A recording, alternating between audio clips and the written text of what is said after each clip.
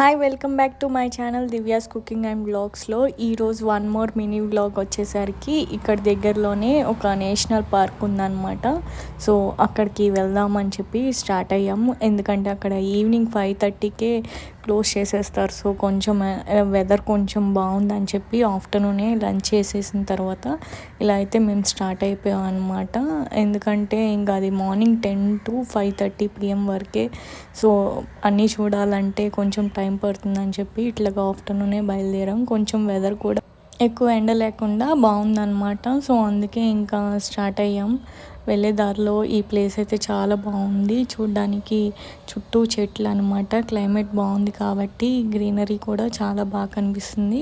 ఇంకా వర్షం పడితే ఇంకా బాగుంటుంది అనమాట. ఇక్కడ ఎక్కడ చూసినా ఇలాగా పోలీసులు అయితే ఆపుతూ ఉంటారు. సో అందుకే చాలా జాగ్రత్తగా ట్రావెల్ చేయాలి చెన్నైలో. సో అన్ని ప్రూఫ్స్ అన్నీ కరెక్ట్గా ఉండాలన్నమాట.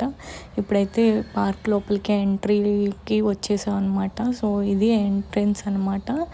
లోపలికి అయితే వెళ్తున్నాం పార్కింగ్ చేయడానికి. ఇంకా ఇప్పుడు ఇక్కడ ఏమైందంటే ఇక్కడికి వచ్చినాకే తెలిసింది. అనుకొని వచ్చింది ఒకటి, జరిగింది ఒకటి. ఇక్కడ నేషనల్ పార్క్ కన్స్ట్రక్షన్లో ఉందంట. దీనికి పక్కనే ఇంకా స్నేక్ పార్క్ ఒకటి కూడా ఉంది. ఓన్లీ రెప్టైల్సే ఉంటాయి ఇక్కడ. అన్ని స్నేక్స్, రెప్టైల్స్కి సంబంధించినవన్నీ కూడా ఇక్కడ ఒక మ్యూజియం లాగా ఉంది. ఈ మ్యూజియంలో ఇక్కడ టికెట్ వచ్చేసరికి పర్ హెడ్ 30 రూపీస్.